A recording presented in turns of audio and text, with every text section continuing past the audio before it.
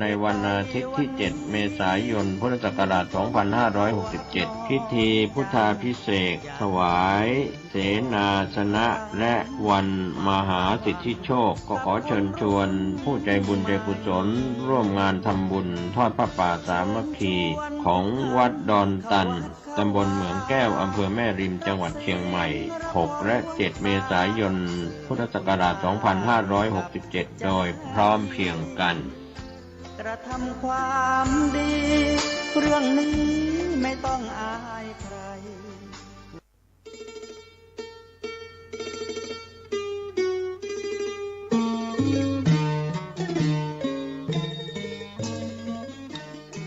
ข่าวสารเพื่อการประชาสัมพันธ์ขอเชิญร่วมทำบุญทอดผ้าป่าสามัคคีบารมีธรรมในพิธีงานยกยอดฉัตรหลังคาวิหารวัดชัยสถานป่าเศร้าน้อยตำบลสันปุเรยอำเภอดอยสะเก็ดจังหวัดเชียงใหม่ตรงกับวันจันทร์ที่ 15 เมษายน พุทธศักราช 2567 ช่วงเช้า 9:30 น.วิหารวัดชัยสถานป่าเศร้าน้อยหลังจากคณะสงฆ์คณะศิษย์คณะศรัทธาของวัดชัยสถานป่าเศร้าน้อยภายในภายนอกร่วมกันบูรณะในช่วงที่ผ่านมาจึงมีกำหนดที่จะได้ยกยอดฉัตรหลังคาวิหารจันทร์ที่ 15 เมษายน พุทธศักราช 2567 ช่วงเช้า 9:30 น.เป็นต้นไปท่านที่จะสอบถามรายละเอียดและร่วมทำบุญติดต่อได้ที่พระครูประภัชชัยคุณเจ้าอาวาสวัดชัยสถานป่าเศร้าน้อยเจ้าคณะตำบลสันปุเรยเขต 2 อำเภอดอยสะเก็ดจังหวัดเชียงใหม่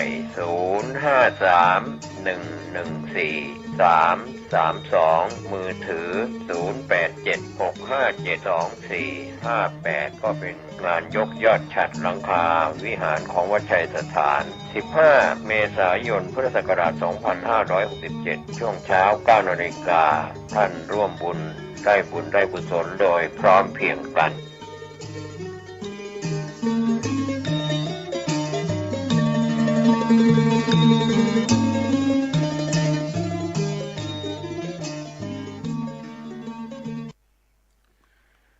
นะโม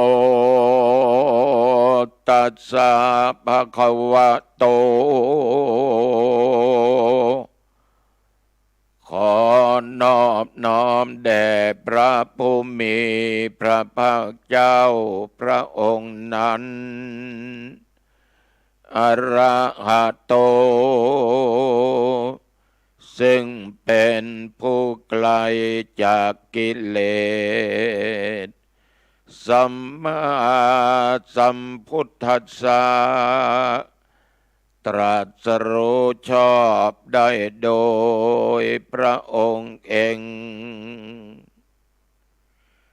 สมนานันจะทัสนังเอตัมมังคลมุตตมันการเห็นสมณะนั้นเป็นมงคลยิ่งขอเจริญพรญาติโยมท่านพุทธศาสนิกชนผู้ฟังทั้งหลายวันนี้รายการธรรมะก่อนนอนก็มาพบกับญาติกับโยมท่านผู้ฟังทั้งหลายอีกเช่นเคยมาพบกันเป็นประจำทุกวันอังคารตั้งแต่เวลาเดี๋ยวนี้1 ชั่วโมงโดยประมาณณทางสถานีวิทยุคลื่นพระพุทธศาสนา 104.50 ก็ทำการออกอากาศนะโยมนะณที่วัดฝายหินตำบลสุเทพอำเภอเมืองจังหวัดเชียงใหม่รับผิดชอบโดยอาตมภาพพระครูอาทรวิสุทธิคุณหรือบุญตันปริสุทธโธปัจจุบันนี้ดำรงตำแหน่งเจ้าคณะอำเภอหางดงเจ้าอาวาสวัดหนองตองตำบลหนองตองอำเภอหางดงจังหวัดเชียงใหม่ถ้าโยมจะติดต่อ ก็ติดต่อได้ตามหมายเลขโทรศัพท์0819503471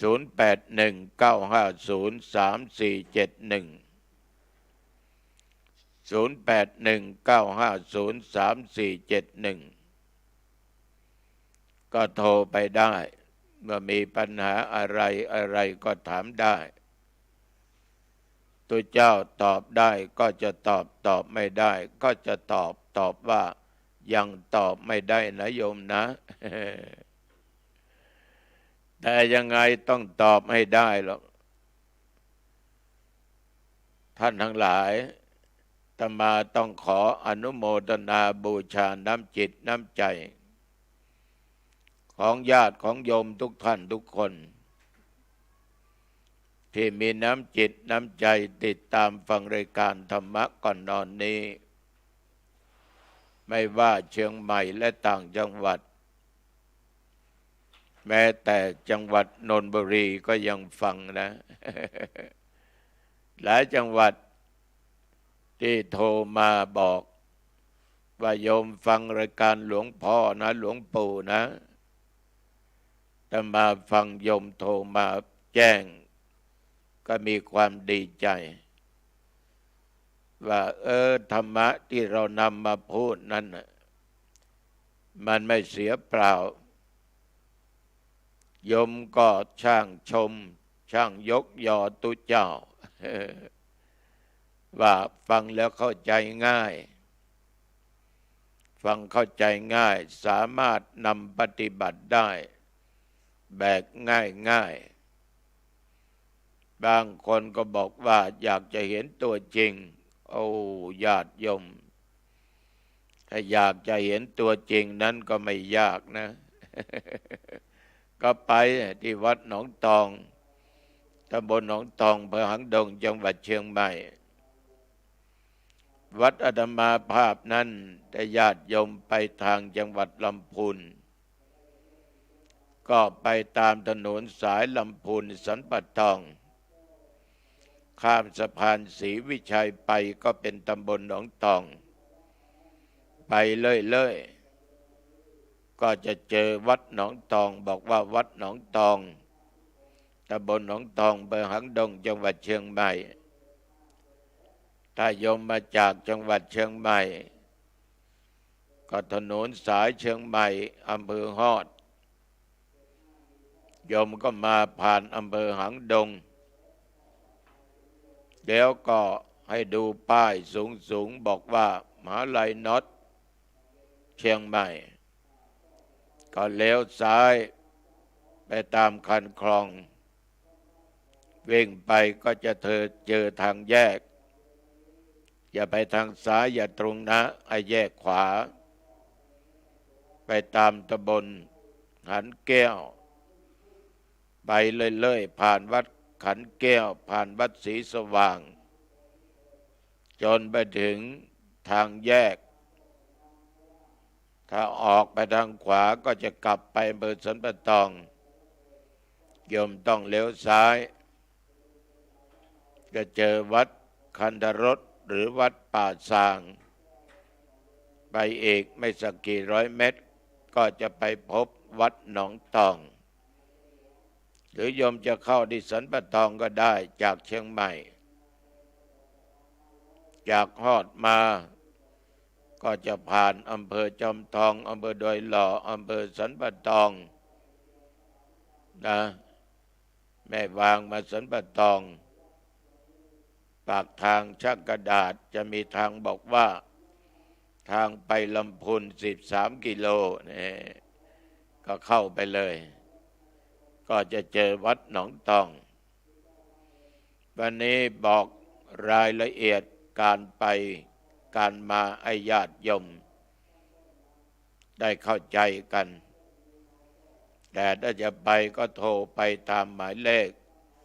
0819503471ญาติโยมบางคนก็ถามว่าปีนี้หลวงพ่ออายุเท่าไหร่ก็ตอบไปหลายครั้ง อายุนั่นหรือ77เต็ม78ย่าง 78ย่างเข้ามาได้หลายเดือนนะก็ออกไปแล้วเรียบร้อย การเป็นพระเป็นเณรรวมทั้งหมดอาตมาก็อยู่ในใต้ร่มผ้ากาสาวพัสต์เป็นศิษย์ตถาคตเป็นเณรก็ได้7 พรรษาเป็นพระก็ได้58 พรรษา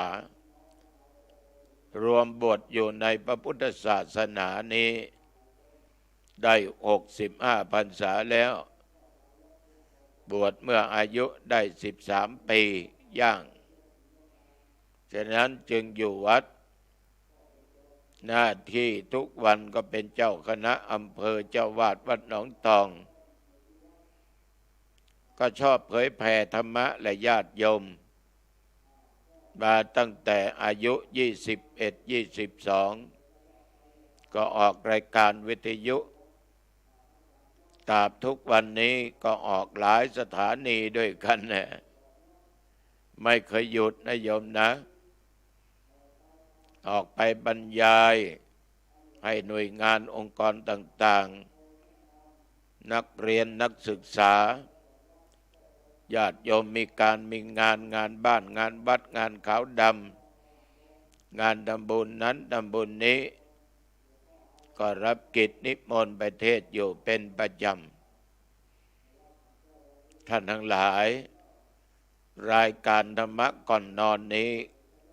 ก็เป็นรายการหนึ่งที่อาตมารับผิดชอบอยู่ต้องขอขอบใจต่อทุกท่านทุกคนที่ให้การสนับสนุนให้กำลังอกกำลังใจฟังตุเจ้าองค์นี้บรรยายธรรมะท่านทั้งหลายคราวที่แล้วคงจะได้ยินได้ฟังอาตมาประกาศเชิญชวนให้ญาติโยมร่วมซื้อเครื่องมือการแพทย์เครื่องช่วยหายใจไว้ห้อง ICU โรงพยาบาลหางดงก็มองเห็นว่าการช่วยชีวิตคนนั้นมันได้บุญได้กุศลเยอะเป็นการช่วยชีวิตของเพื่อนมนุษย์ร่วมโลกร่วมชีวิตด้วยกันเพราะโรงพยาบาลหนองดงไม่มีห้อง ICU ก็ขอบใจต่อญาติโยมได้ช่วยกันได้ไปหลายเครื่องนะช่วยคนไปหลายร้อยคนแล้วแต่ก็ยังไม่พอใครมีจิตเป็นกุศลจะร่วมก็เชิญได้ติดต่อที่เบอร์โทรศัพท์ที่บอกไปเบื้องต้น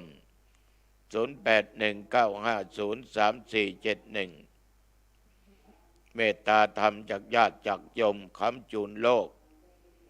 ช่วยเหลือชีวิตเพื่อนมนุษย์ที่เจ็บไข้ได้ป่วยขอขอบใจต่อทุกท่านทุกคน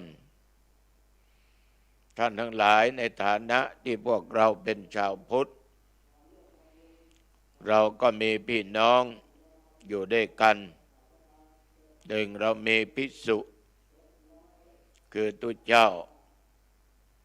สองเรามีภิกษุณีโยมผู้หญิงที่บวชเป็นสามเณรีภิกษุณีสามอุบาสกก็ญาติโยมที่เป็นผู้ชายอุบาสิกาโยมทั้งหลายที่เป็นโยมผู้หญิงเราสี่พี่น้องนี่ถ้าเราไม่รักกันใครจะมารักเราเพราะเรามีพ่อเดียวกันคือพระพุทธเจ้ามีแม่เดียวกันคือพระธรรมมีผู้นำก็คือพระสงฆ์มีผู้ให้การดูแลอุปถากอุปถัมภ์ก็อุบาสกอุบาสิกาเราทั้งสี่พี่น้องต่างคนก็ต่างทำหน้าที่ให้ความช่วยเหลือซึ่งกันและกันอาตมาก็ให้ธรรมะแก่โยมญาติโยมก็ช่วยอุปถากประถมบำรุงพุทธศาสนาสร้างเสนาสนะ แล้วก็ฟังธรรมะปฏิบัติตามธรรมะเราพี่น้องสี่พี่น้องอุบาสกบาสิกาภิกษุณีพระภิกษุเราต้องช่วยกันรักษาไว้ซึ่งพระพุทธศาสนาอันมีพระธรรมเป็นศาสนคำสอนขององค์สมเด็จพระชินวรสัมมาสัมพุทธเจ้าขอบใจต่อญาติโยมทุกท่านทุกคนนะที่ให้กำลังอกกำลังใจอุปถากอุปถัมภ์กันมาด้วยดีตลอดเด็กยังต้องการตัวอย่างที่ดีต้องการตัวอย่างที่ดีจากใครโยมก็จากพ่อแม่จากครูอาจารย์คือพ่อและแม่นั้นเป็นตัวอย่างของลูกๆทุกคนครูอาจารย์เป็นแบบของลูกศิษย์ลูกหาทุกคนพี่น้องชาวพุทธชาวโลกทั้งหลายก็ยังต้องการตัวอย่างที่ดีจากสมณะคือนักบวชฉันนั้นท่านทั้งหลายเราทุกคนจงเป็นแบบอย่างที่ดีเป็นพ่อเป็นแม่ก็เป็นแบบอย่างที่ดีของลูกถ้าแบบถ้าอย่างมันดีครอบครัวก็ไม่เดือดร้อนลูกของเราก็จะเป็นแบบอย่างที่ดีของหลานของเราต่อไปนี่ครูอาจารย์ต้องเป็นพ่อพิมพ์แม่พิมพ์พ่อแบบแม่แบบที่ดีของลูกศิษย์ลูกหาลูกศิษย์ได้ครูอาจารย์ที่ดีก็จะได้เป็นครูที่ดีของลูกศิษย์ลูกหาสืบต่อกันไปเช่นเดียวกับพระสงฆ์หรือสมณะหรือนักบวชคุณจะเป็นภิกษุณีก็ตามก็ได้ชื่อว่าคุณก็เป็นนักบวชคุณก็ต้องเป็นแบบอย่างที่ดีของท่านพุทธศาสนิกชนเราเป็นสมณะเราเป็นนักบวชเราก็ต้องเป็นแบบอย่างที่ดีของญาติของโยมก็หมายถึงของอุบาสกอุบาสิกาเมื่อทุกคนนั้นได้ตัวอย่างได้แบบอย่างที่ดีมันก็เจริญไปในทางที่ดีถ้าหากว่าได้ตัวอย่างแบบอย่างที่ไม่ดีมันก็ได้สิ่งที่ไม่ดีฉะนั้นญาติโยมท่านทั้งหลายขอให้พวกเราทุกคนนั้นจงเป็นแบบอย่างที่ดี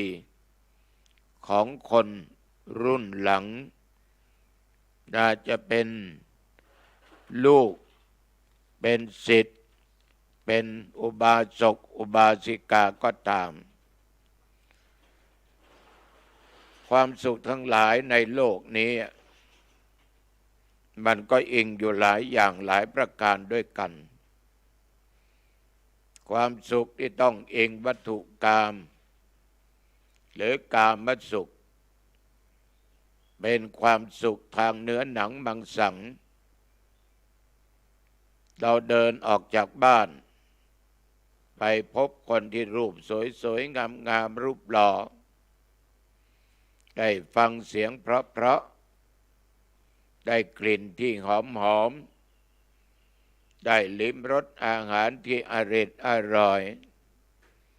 ได้สัมผัสของนุ่มของนวลอย่างนี้เป็นความสุขภายนอกที่เห็นกันได้ง่ายๆและญาติโยมเห็นกันอยู่ทุกวันวันนี้ญาติโยมตอนกลางวันหรือตอนพบค่ำญาติโยมคงจะได้ฟังเพลงเพราะได้ยินเสียงเพราะได้กลิ่นที่หอมที่โยมชอบได้เห็นรูปที่สวยงาม ได้นั่งทานอาหารกับเพื่อนกับฝูงที่อร่อยกายได้สัมผัสของนิ่มของนวลเหมือนตัวเจ้าวัดหนองตองนั่งบรรยายธรรมะให้ญาติให้โยมฟังนี่นั่งบนเก้าอี้ไม่นิ่มไม่นวลนะแข็งนะเบาะมันแข็งอาตมาก็ชอบนั่งที่เบาะมันแข็งถ้ามันนิ่มมันนวลนะญาติโยมอาจจะชอบแต่อาตมาไม่ค่อยชอบสักเท่าไหร่เพราะว่าเวลานั่งนะมันจมลงไปมันทำให้ปวดขาปวดบั้นเอวเหล่านี้เป็นต้นฉะนั้นก็นั่งเก้าอี้ไหมหรือเบาะมันแข็งเราต่างคนต่างก็ได้สัมผัสนี่ท่านทั้งหลายมันเป็นความสุขภายนอกเราทั้งหลายต่างก็ได้สัมผัสกันเป็นประจำอยู่ทุกวันและมันมีความสุขอีกอย่างหนึ่งที่ไม่ต้องการอิงวัตถุภายนอกคือความสุขที่เกิดขึ้นจากการเจริญสมาธิภาวนาเพราะการที่เจริญสมาธิภาวนานั้นคือการทำจิตใจให้สงบเมื่อจิตใจมันสงบนิ่งยมมันไม่รับอารมณ์ที่มันจะทำให้เกิดความเสน่หาเกิดเป็นความสุขชั่วครั้งชั่วคราวที่เราได้สัมผัสจิตที่สงบนี้มันเป็นความสุขความสุขเหล่านี้เกิดขึ้นได้จากตัวปัญญามันเป็นความสุขของผู้ที่มีธรรมผู้เข้าถึงธรรมก็จัดเป็นความสุขภายในพระพุทธองค์ได้ตรัสว่าบุคคลไหนเห็นธรรมบุคคลนั้นชื่อว่าเห็นตถาคต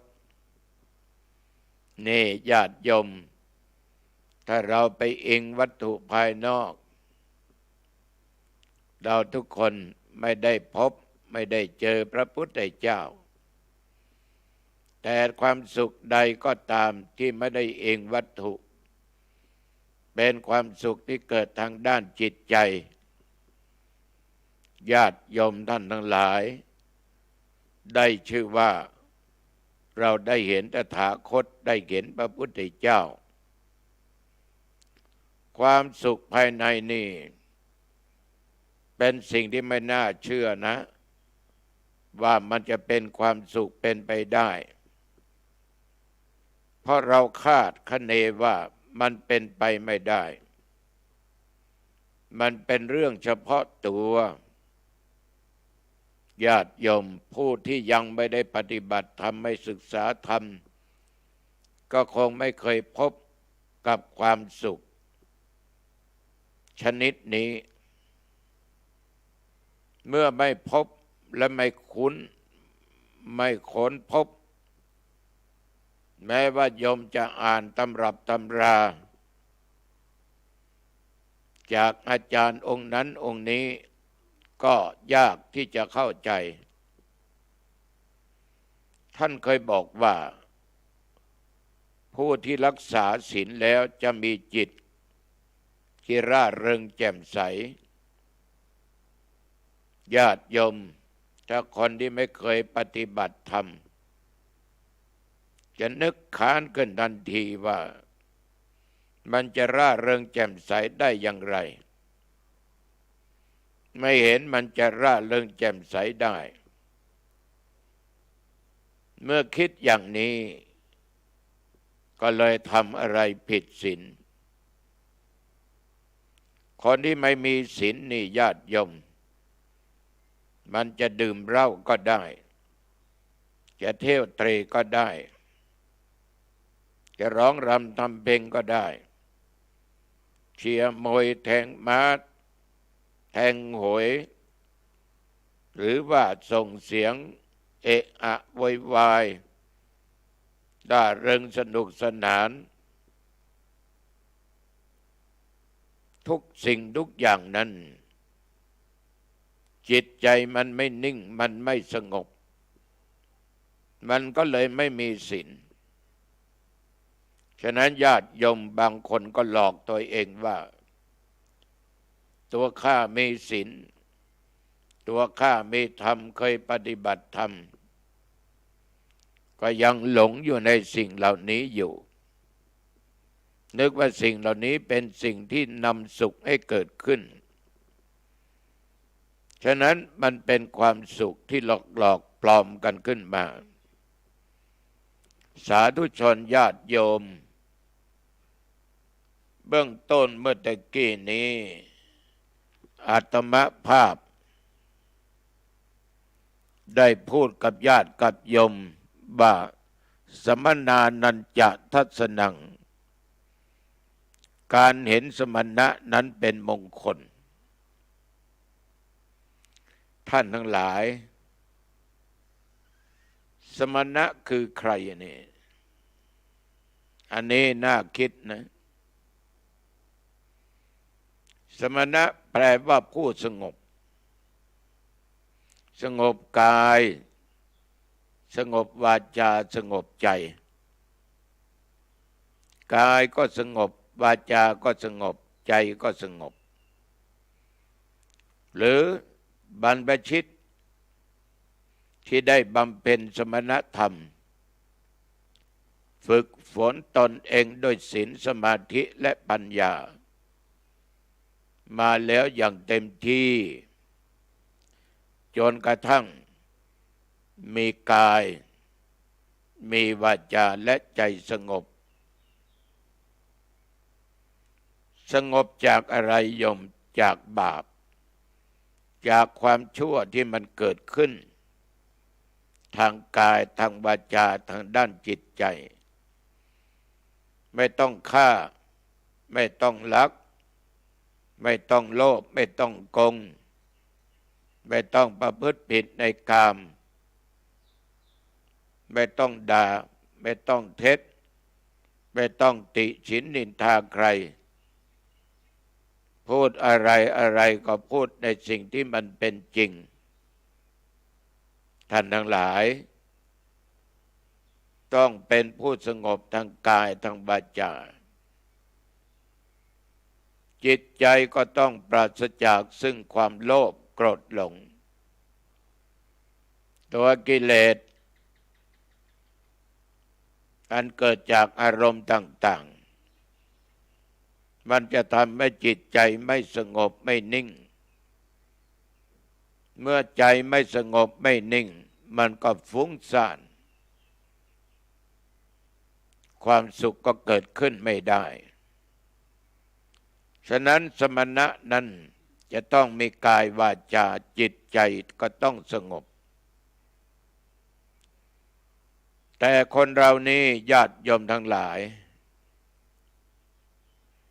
บางครั้งทุกวันนี้เราก็เห็นสมณะนักบวชกันเยอะแล้วก็ถูกหลอกกันแยะปลูกปั่นปั้นแต่งกันขึ้นมาเป็นอย่างนั้นเป็นอย่างนี้เยอะแยะก็ทำให้ญาติโยมหลงไหลเยอะแยะฉะนั้นท่านทั้งหลายเรื่องของสมณะคือนักบวชนี้ถ้าบุคคลไหนบุคคลใดไม่ทำกิจวัตรมีแต่ความอิจฉาริษยา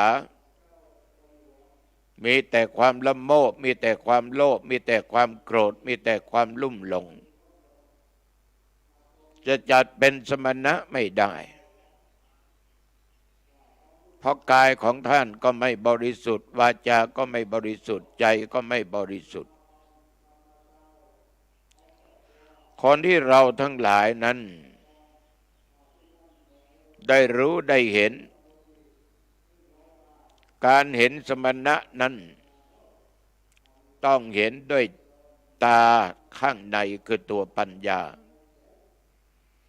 ไม่ใช่เห็นด้วยตาภายนอกต้องเห็นถึงแก่นแท้ในการปฏิบัติแต่ญาติโยมท่านผู้ฟังทั้งหลายจะมาขอวงเล็บไว้นะการที่เราเห็นสมณะหรือนักบวชนั้นทำไมมันแตกต่างกันการประพฤติวัดปฏิบัติทำไมไม่เหมือนกันโยมก็อย่าได้ไปสนใจเพราะทุกคนนั้นย่อมมีบุญบารมีไม่เหมือนกันการปฏิบัตินั้นบางครั้งมันก็ทำให้หลงได้เชื่อได้ถ้าเราไปลุ่มไปหลงไปดูแต่ตา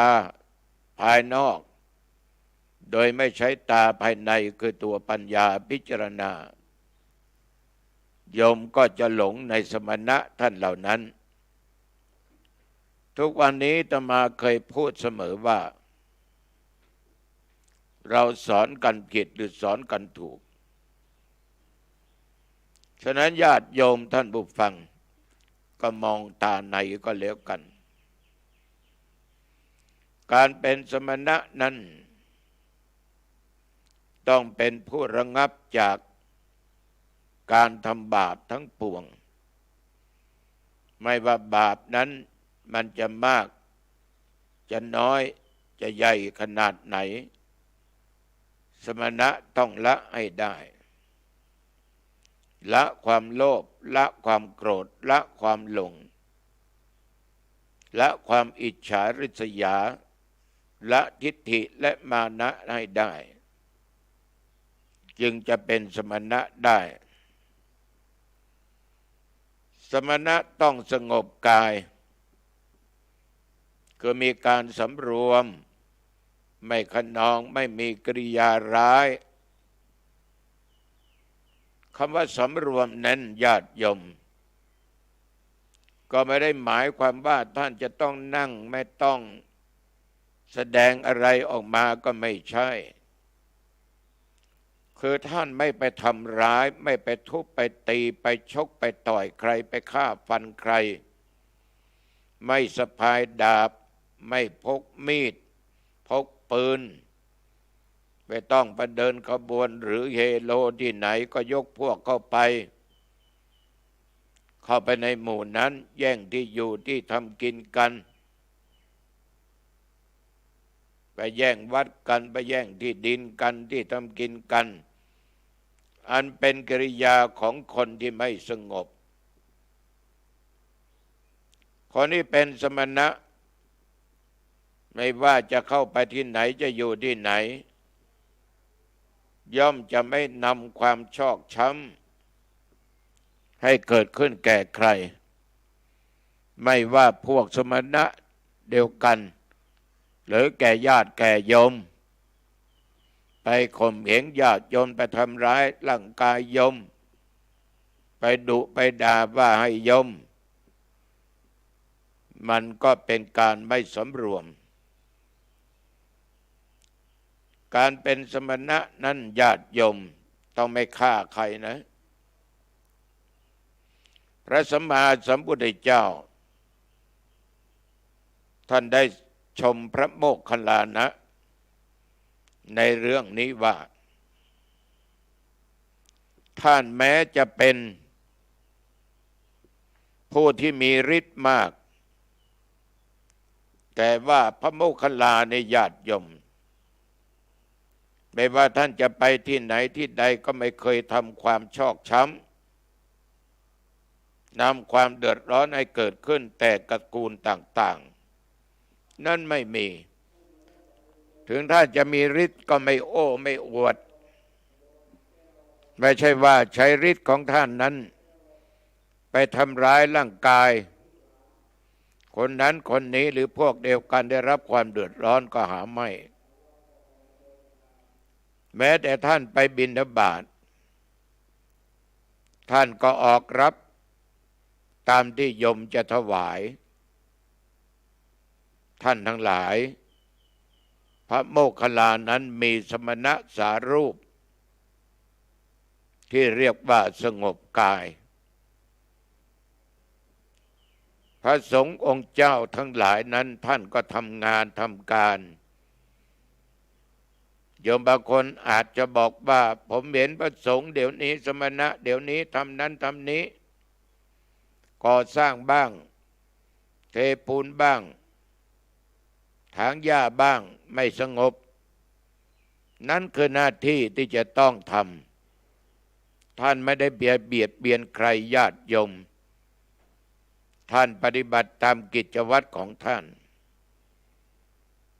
สมณะจะต้องสงบวาจาคือไม่เป็นคนปากร้ายไม่นินทาว่าร้ายใคร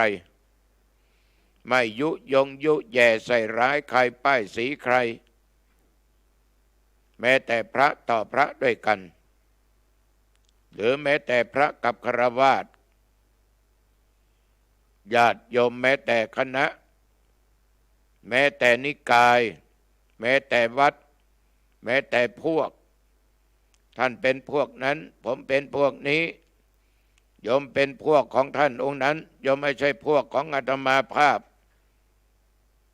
ไม่ใช้วาจาอย่างนี้ไม่ดุไม่ด่าไม่หลอกไม่ลวงญาติโยมพูดจาไม่เกะกะเกเรไม่เกาะแกะผู้หญิงไม่เล่นแบบสนุกให้ผิดสมณะสารูปแต่สมณะพูดความจริงนั้นคือไม่ผิดเพราะจริงคือสิ่งไม่ตายจริงคือจริงคนยุคปัจจุบันนี้ชอบให้ถูกหลอกถูกลวงพูดความจริงไม่ค่อยชอบสักเท่าไหร่จะมาโดนโยมว่าตั้งหลายคนหลวงพ่อพูดตรงไปพูดอะไรก็พูดตรงๆอ้าวโยมมันตรงเนี่ยมันดีเพราะจริงคือจริงไม่จริงมันก็ไม่จริงแล้วจะพูดยังไงพูดโกหกตอแหล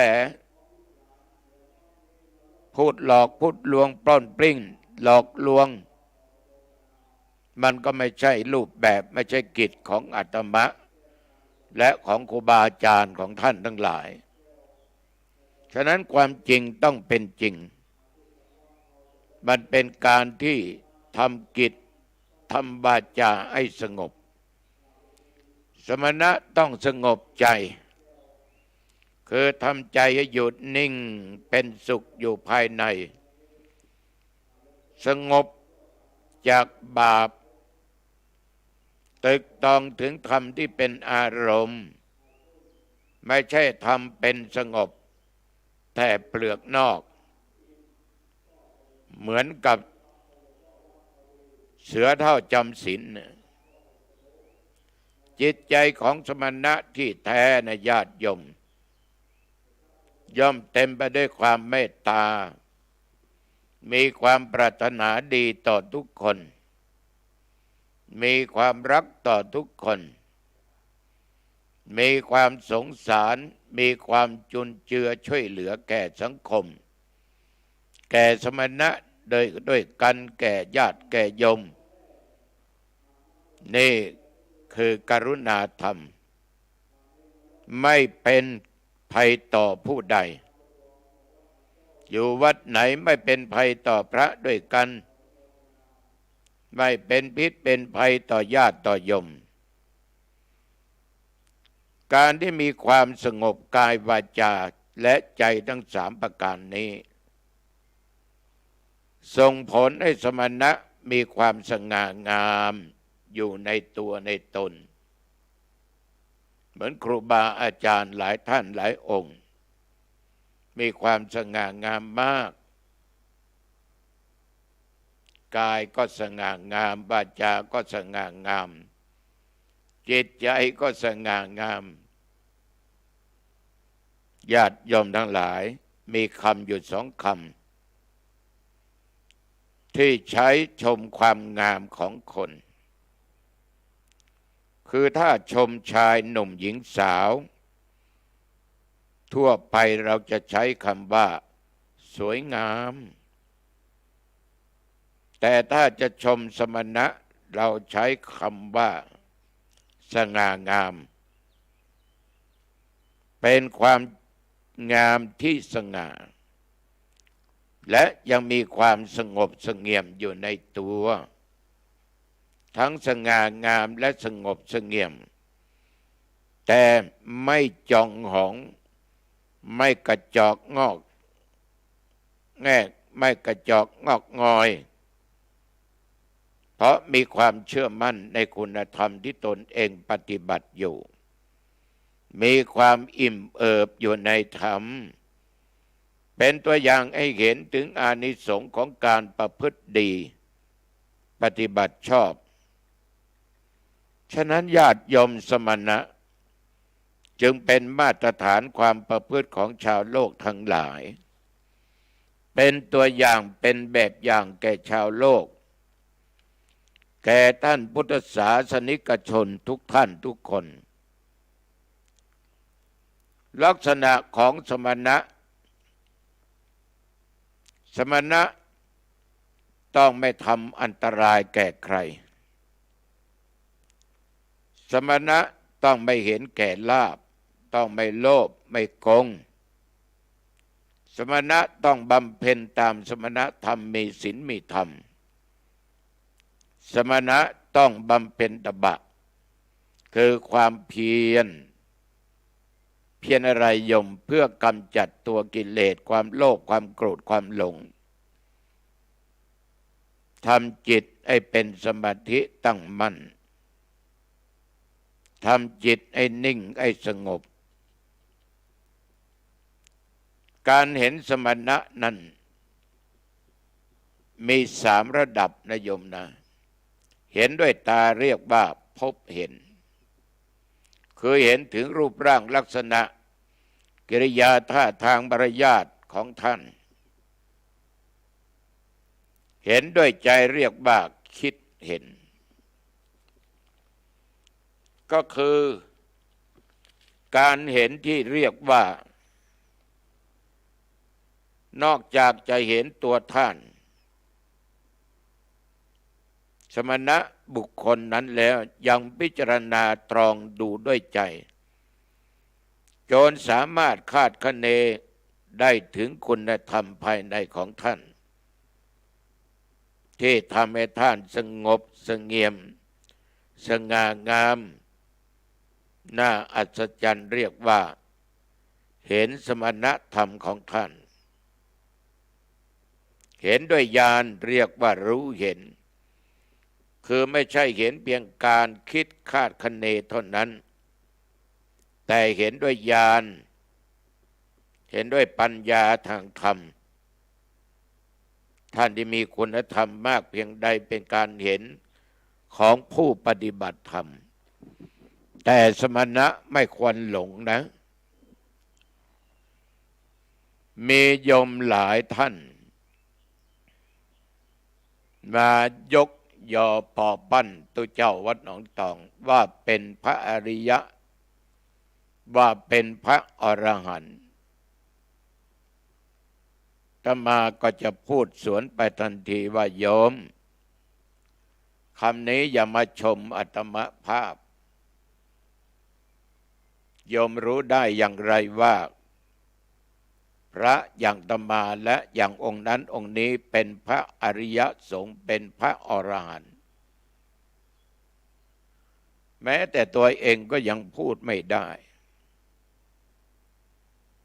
โยมไม่ใช่พระอรหันต์ก็ยังพูดไม่ได้การพูดยกยอปอปั้นกันเนี่ยบางองค์นี่หลงลืมตัวไปหมดและสำคัญผิดว่าตัวเองเป็นพระอริยะเป็นพระอรหันต์เพราะคำชมคำยกยอปอปั้นของญาติของโยมที่ปรุงแต่งขึ้นมามันจะทำให้สมณะท่านได้เสียไป มีหลายคนหลายหมู่หลายคณะที่มายกยอปอปั้นตมาภาพต่างๆนั่นนะคือเราจะรู้ตัวเองแหละว่าเราเป็นอะไรถ้าเราไปหลงตามคำชมของคนนั้นคนนี้เดี๋ยวก็หลงผิดทางฉะนั้นญาติโยมอย่าให้เสียก็แล้วกันวันนี้พูดมาก็พอสมควรแก่เวลานะโยมนะ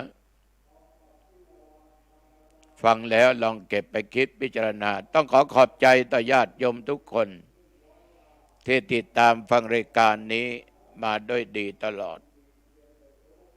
บอกญาติโยมธรรมาก็เป็นพระธรรมดานะเป็นพระธรรมดาตาเห็นโย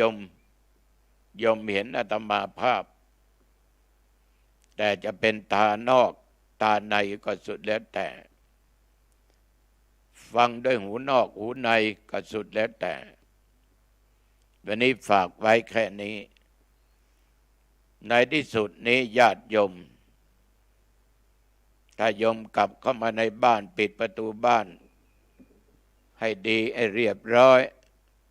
เข้าบนบ้านขึ้นบนบ้านปิดประตูหน้าต่างให้เรียบร้อยเก็บของมีค่าของคุณโยมไว้ให้ดีสิ่งไหนของใดที่โยมจะใช้พรุ่งนี้ต้องเก็บไว้เวลาเดินผ่านตามมันได้เห็นจะไม่พลาดจะไม่หลงลืมก็ทานอาหารทานข้าวทานอาหารว่างก็ได้แล้วอาบน้ำแปรงฟันชำระร่างกายให้สะอาดนุ่งผ้าห่มผ้าให้เรียบร้อยเข้าห้องพระเข้าห้องนอนกราบพระพุทธพระธรรมพระสงฆ์กราบพระในบ้านคือพระบิดามารดากราบครูบาอาจารย์พระอุปัชฌาย์เรียกว่ากราบพระ5 หนสวดมนต์3 บทเอาอิติปิโสสวากาโตสุปฏิปันโนและญาติโยมก็เจริญสมาธิภาวนาพอสมควรแก่เวลาก็แผ่เมตตาให้แก่เจ้ากรรมนายเวรสรรพสัตว์หรือว่าเทวบุตรเทวดาแผ่เมตตาให้เพื่อนพ้องมิตรสหายให้แก่ผู้มีพระคุณให้แก่บิดามารดาตลอดจนเจ้ากรรมนายเวรทั้งหลายอย่าลืมแผ่เมตตาแก่ตัวเองข้าพเจ้าเกิดมาพบไหนชาติใดอันว่าความอดความอยากความทุกข์ยากลำบากจงอย่าได้เกิดมีแก่ข้าพเจ้าขอข้าพเจ้าได้เกิดร่วมชาติของพระสิริยะเมตไตรเรียกญาติโยมก็นอนหลับให้เป็นสุขตื่นเช้ามาก็เป็นสุขสดชื่นนะเอาละอายุวันโนสุขขังพลังพบกันใหม่อังคารหน้าเจริญพร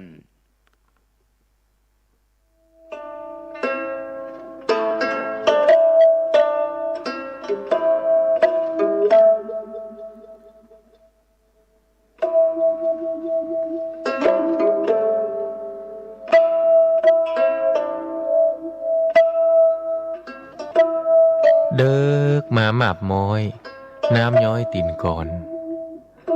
เดิกมาอ่อนจอนดาวมองมนฟ้าง่อมเงาใจไปทุกย่อมยาวิเวกวังเวงเงียบพักมนุษย์ตั้งหลายนอนในสำนักดักเงียบปิ้งเย็นวอยลมก็บปัดสงัดหายซอยแสงเดือนมอยลอดลายกิ่งก้านหันวุยวายแสงไฟตามบ้านมะนาวเย็นคิงสะต้อนง่อมงันจับใจป่อไหมยอดมอนมานักหน่วงค้อนหรือดีเสียงลมปัดไม้สอดไซนนทรีเคล้าเสียงดนตรีกวีข้าวเศร้าดังก้องแสนเสียง สำเนียงคนเท่าดิดเด่งปันเมาสะต้านบ่กึดหาไผหือใจเหี่ยวม่านปล่อยใจว่าอันตุยลมมีปินหัวจ้างแนบข้างประสมสุขแสนอารมณ์บ่ถามใครได้